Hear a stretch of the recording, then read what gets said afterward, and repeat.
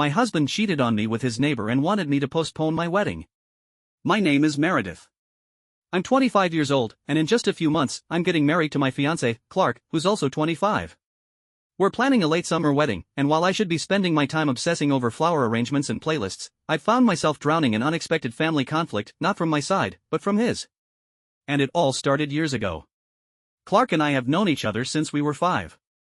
We first met in the woods behind a small Episcopalian church near my childhood home. I had wandered too far off the usual path, and there he was also lost and a little afraid. We helped each other find our way back. We never really stopped talking after that. Clark comes from a big family. He's one of 6 kids: Reuben, the eldest, 35, Lenora, 32, Wesley, 30, Delia, 27, and the youngest, Celia, 15. He's the 5th in the lineup, and despite being from such a large group, he's always carried a quiet maturity, the kind that makes you feel safe just being near him. Maybe that's what drew me in. This story, though, centers mostly around Reuben, Clark's eldest brother. Reuben was married for a time to a woman named Alma. She's 34 now, and back when they were together, they had 2 children, Camille, now 13, and Dorian, who's 10. Alma and I had a decent relationship. She was warm, funny, and thoughtful. It was clear how much she loved her children and her life. But when I was 16, Alma's world collapsed. Her parents were out walking near their neighborhood one evening, enjoying the sunset in each other's company, something they did regularly. That night, they were robbed and killed. The details were disturbing and tragic, but what followed was just as haunting. Alma, understandably, fell into a deep emotional and psychological crisis.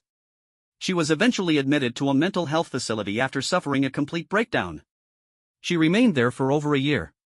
While she was still receiving treatment, Reuben started seeing their next-door neighbor, Sylvie, a single woman who had just moved into the cul-de-sac the year prior. Just 2 months after Alma was institutionalized, Reuben began the affair. When I first heard what happened, I didn't believe it. I wanted to think there was some misunderstanding, some reasonable explanation. But it was true, painfully true. And not long after, Reuben filed for divorce while Alma was still in care. By the time Alma was halfway through her treatment, Reuben and Sylvie were living together. 6 months after the divorce was finalized, they were married. I was furious. It wasn't just betrayal, it was abandonment. Camille and Dorian were still young, reeling from the loss of their grandparents and the absence of their mother.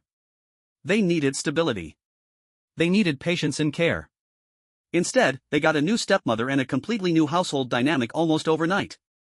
My parents, who had always encouraged me to form bonds with Clark's extended family, were so disturbed by the situation that they asked me to distance myself from Reuben and Sylvie. But I couldn't do that, not to Camille and Dorian. I had known them their entire lives. I couldn't stand the idea of them feeling even more isolated, so I continued seeing them as often as I could. 3 years into Reuben and Sylvie's marriage, they welcomed triplet daughters, Mira, Opal, and Fern. The birth of the triplets seemed to shift the household entirely. Dorian was celebrated for being a great big brother, but Camille, she was sidelined. Left out. Forgotten, even. I could see the changes in her. She went from bubbly and expressive to quiet and withdrawn. I started inviting her to spend weekends at my place. At that point, I was still living at home to save money during college, and my parents were understanding. They welcomed her with open arms. I gave up trying to connect with Reuben and Sylvie. I would come by only to pick up Camille and Dorian, then get them out of the house for a while. Whether it was a simple dinner or a walk at the park, I just wanted to give them space to breathe. Then, 2 years ago, Clark proposed. He did it at the little lakeside cafe where we had our first real date. It was quiet, just us and a few swans floating in the distance. Of course, I said yes. We didn't jump into planning right away, we were only 23, and we knew we needed to grow a bit more into adulthood before planning a lifelong commitment. Still, we were thrilled and told all our loved ones about the engagement. Camille and Dorian were among the first to reach out with congratulations. Reuben and Sylvie? Not a word. Not even a text. And that was fine. I wasn't expecting much from them. Fast forward to now, we've been planning our wedding for the past several months. One of the first things I decided on was the flower girls. 2 of my younger cousins, Iris and Clara, had always dreamed of being in a wedding. I'd promised them years ago that if I ever got married, they'd get to walk down the aisle tossing petals. They were elated when I confirmed they'd be part of our ceremony. A few weeks ago, I was sitting with my mom, discussing color schemes and centerpieces, when my phone rang from the kitchen. I didn't make it in time to answer, but a moment later, it rang again. The name surprised me, it was Sylvie. Curious, I answered. She started with small talk, the kind that feels forced and awkward. I played along, unsure where the conversation was headed. Then she asked about the wedding, more specifically, who the flower girls would be. I told her about Iris and Clara, how it had been a childhood promise. That's when Sylvie asked if Mira, Opal, and Fern could be the flower girls instead. I paused. Then gently, I said that I couldn't do that. I had already given my word to my cousins, and I wasn't going to break that promise. Her tone shifted immediately. The warmth vanished, and irritation bubbled through the phone. She accused me of being unfair, of excluding her daughters, of showing favoritism. I kept my voice steady and explained again that it wasn't personal, it was simply a decision I'd made long ago, and I intended to honor it. She hung up. That night, I told Clark what happened. He wasn't surprised. He told me not to stress over it. It's our wedding, he said, not theirs. And I agreed. But that was only the beginning. Since then, I've been receiving messages on social media, some passive-aggressive, others outright confrontational. They come from Sylvie, Reuben, and several of their friends and relatives.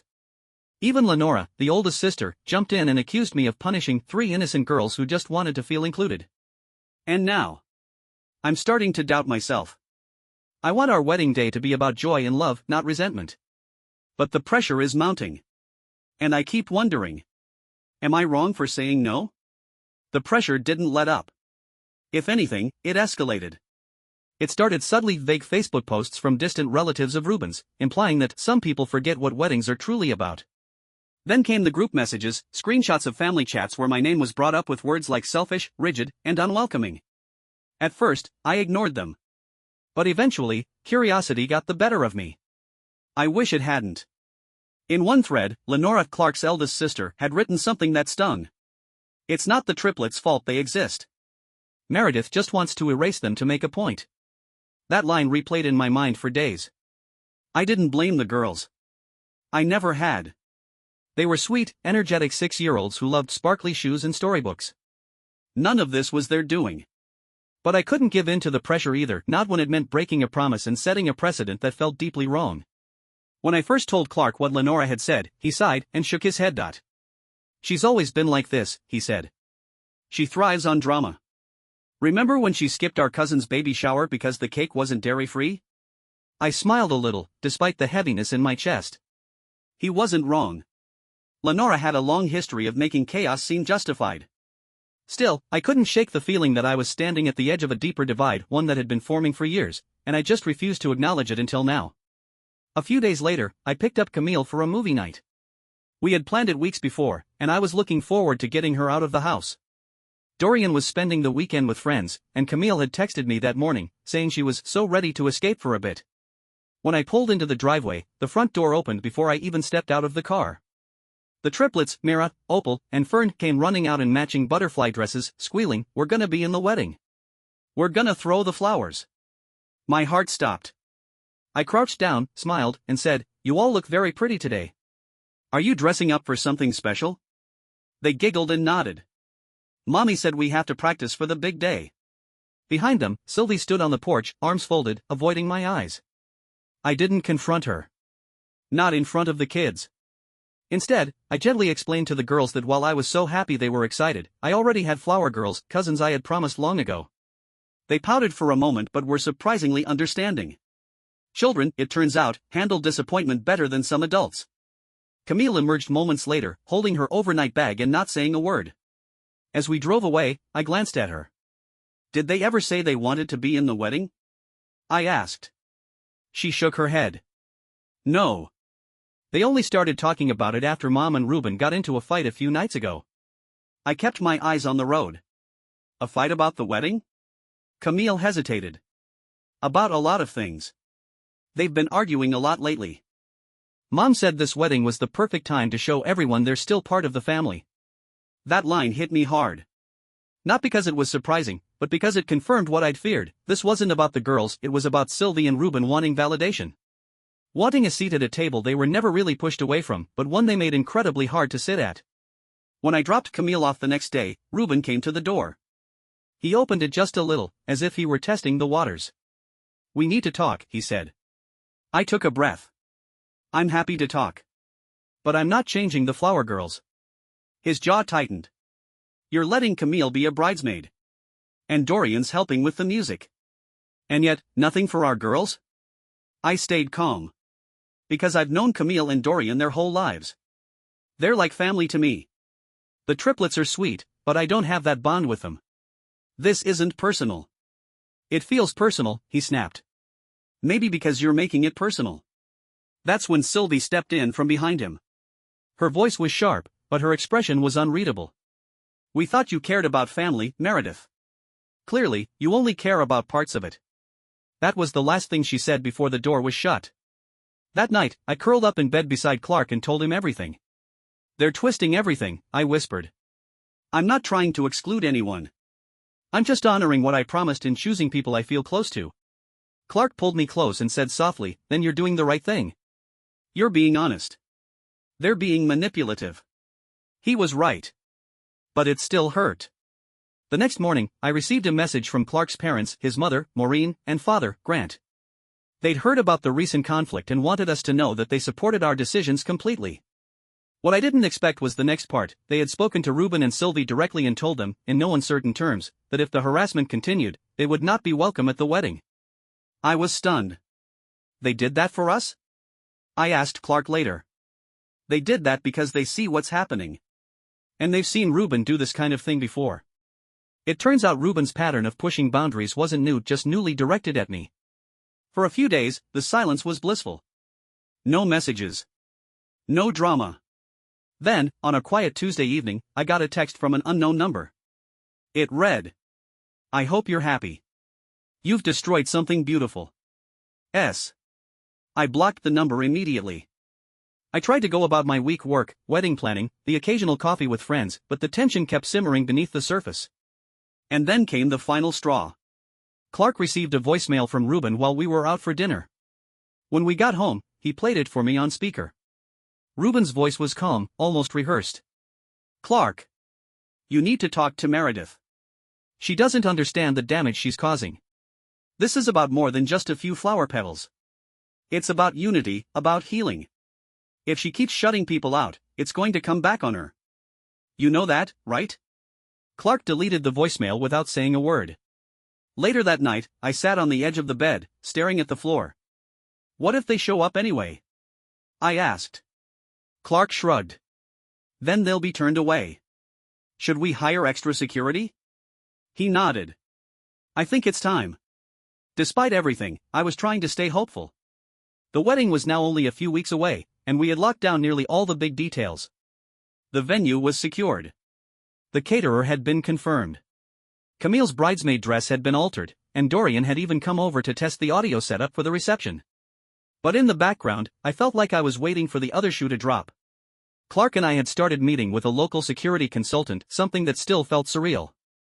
Who expects to need guest screening at a wedding?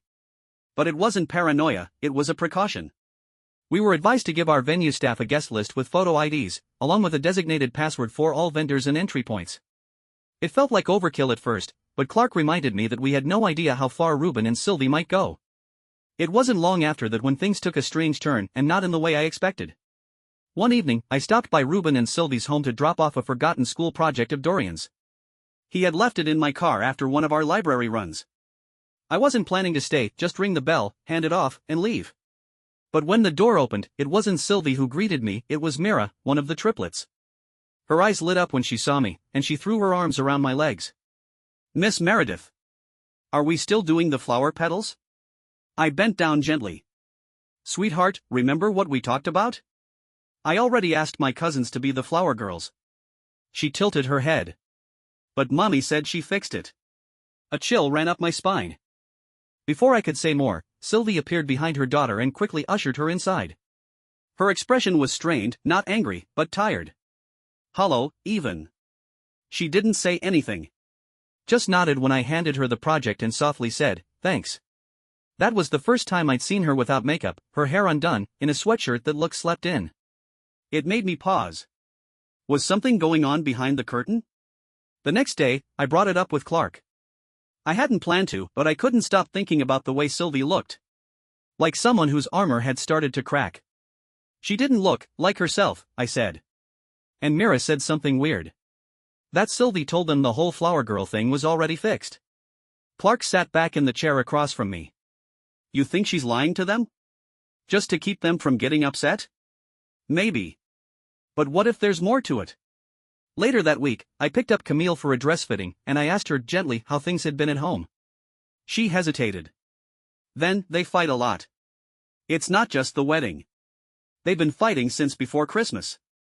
Loud stuff. About everything: money, school, how people in the family treat them. And the triplets hear it all. I swallowed.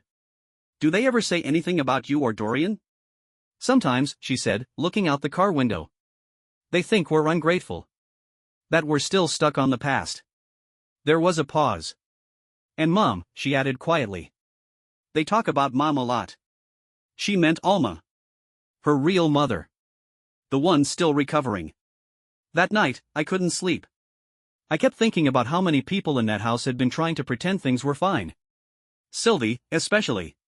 What if everything she'd done, all the pressure, all the boundary pushing, had been her way of scrambling for a sense of control? Still, understanding doesn't mean excusing. I wasn't sure what I hoped to gain, but 2 days later, I reached out to Sylvie directly. I texted her and asked if she'd be open to talking, just the two of us. Surprisingly, she agreed. We met at a quiet cafe outside town. She arrived early and was already sitting with a cup of herbal tea, stirring it slowly. Her eyes looked tired, her posture small. When she looked up and saw me, she gave a tight smile. For the first few minutes, we made awkward small talk. Then I finally asked. Why was it so important for your daughters to be in the wedding? She was quiet for a long time before answering. Because, she finally said, this was supposed to be the moment we became real family again. I didn't interrupt. I let her keep going. Ruben's parents only started speaking to us again after the triplets were born. Before that, they couldn't even look me in the eye. And even now, we're tolerated. Not included. Her eyes glistened. I thought if the girls were in the wedding, if they were seen, accepted, it would mean something. That we weren't just a reminder of what he did to Alma. I felt a pang of empathy. But I also felt the old frustration rising. I understand what you're saying, I told her. But this isn't the way to get that. Forcing your kids into someone else's celebration doesn't heal old wounds, it just opens new ones. She nodded, slowly. I know, she whispered. I just didn't know what else to do. We sat in silence for a while after that. Before we left, she said, Ruben doesn't know I'm here. And if he did, he'd be furious. That sent a small alarm through me.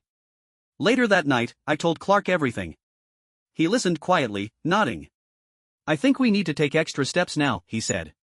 If she's trying to break away from him, he might try to retaliate. What do you mean? He's been like this for a long time, Clark said. When people go against him, he doesn't just let it go. He escalates. I didn't want to believe it. But I knew better than to dismiss it. We decided to quietly uninvite Ruben and Sylvie. Clark sent a firm but respectful message, making it clear they were no longer welcome at the wedding due to repeated boundary violations. Sylvie never replied. Ruben, on the other hand, left a voicemail that night. I didn't listen to all of it, just enough to hear phrases like betrayal, family disgrace, and consequences. I blocked his number. 2 days later, Camille told me something else. She'd overheard Ruben saying he regretted everything about that marriage and that he never should have left Alma. Sylvie had cried. The girls had hidden in the hallway. That was the final crack in the dam. The morning of the wedding arrived with a kind of stillness I hadn't expected. I thought I would be anxious as pacing, checking my phone, redoing my hair 10 times. But instead, I felt a calm settle over me. Maybe because I knew we had done everything we could. Every vendor was confirmed. The venue had the guest list with security protocols. Our family and friends, the ones who truly supported us, were surrounding us. And more than anything, I was marrying Clark.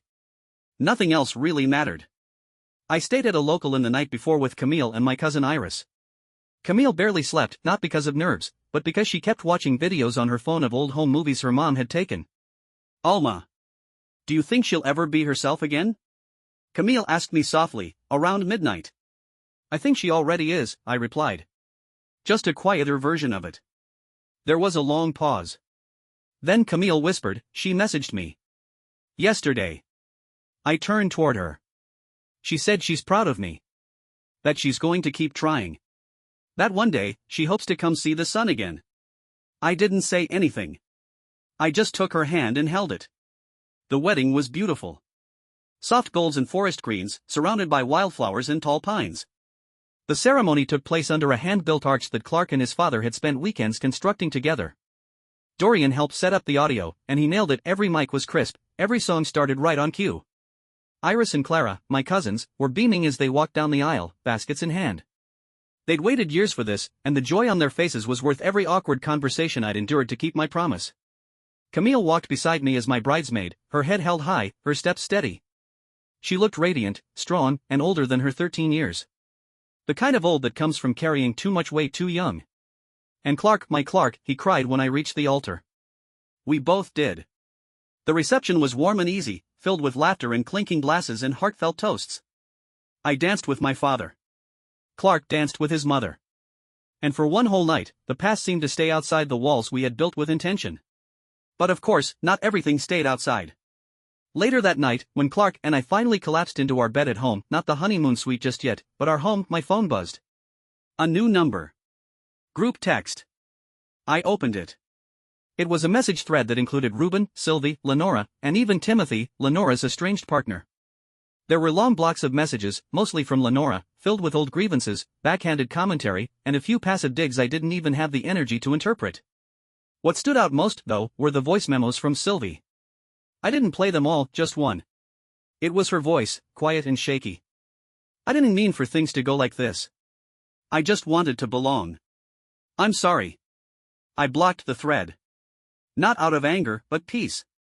A gentle, confident peace. Clark rolled over beside me. Was that them? Yeah, I said. But it's done. He reached for my hand and laced our fingers together. Good, he whispered. Because this is our beginning. A few days later, we flew to Belgium for our honeymoon. Not a traditional location, but one Clark had always dreamed of. The streets of Brussels welcomed us with cool air and soft rain, and we spent our first week as husband and wife wandering bookstores, sampling chocolate, and drinking coffee from street carts while wrapped in shared scarves. I kept my phone on Do Not Disturb for most of the trip. But one afternoon, I checked my messages and saw one from Grant, Clark's father. Just wanted to let you know, Camille and Dorian spent the weekend with Alma. It was hard, but good. One step at a time. I teared up. Later that evening, Clark and I sat in a little cafe tucked between two antique shops, sipping warm cider. I told him what his dad said, and we sat in silence for a while. Then Clark said, I think we should help. Help how? With custody. With Alma. Whatever that looks like. She needs to know she's not alone. And so we did. Over the next few weeks, we connected Alma with a legal advocate Grant had worked with before. Clark's sister Delia offered to host Alma temporarily, somewhere calm, with no reminders of the life that had unraveled. Camille and Dorian began visiting her regularly. Little by little, the pieces started moving towards something that felt like healing. And while that journey was Alma's to walk, we offered steady ground wherever we could. Ruben and Sylvie didn't respond well to the custody reevaluation. From what I heard, there were more arguments behind closed doors, more deflection. But by then, I was no longer invested in their side of the story. I had let go. What mattered now was making space for Camille and Dorian to have the mother they deserved. Sometimes, people ask me why I stood so firm. Why I didn't just let the triplets be in the wedding. Wouldn't that have avoided all this? Maybe. But it also would have erased the years I spent holding Camille's hand when she cried, or listening to Dorian's whispered worries in the backseat of my car. It would have told them, in an unspoken way, that their pain could be overwritten for someone else's comfort. I couldn't do that. I wouldn't. Instead, I honored the connections I had. I respected the promises I made. And in doing so, I built a family on something deeper than obligation. I built it on truth. Now, months later, our home is a little louder, a little messier, but fuller. Camille comes over after school for tea and homework breaks. Dorian is learning guitar in the living room. Alma visits on Sundays, still quiet, but smiling more often. And Clark and I? We still hold hands when no one's looking. We still meet each other's eyes with the same unshaken gratitude. I didn't get the peaceful wedding I had imagined. But I got something far better. I got a peaceful life. Thank you for watching the video. Like it if you watched the video to the end and don't forget to subscribe. Have a nice day.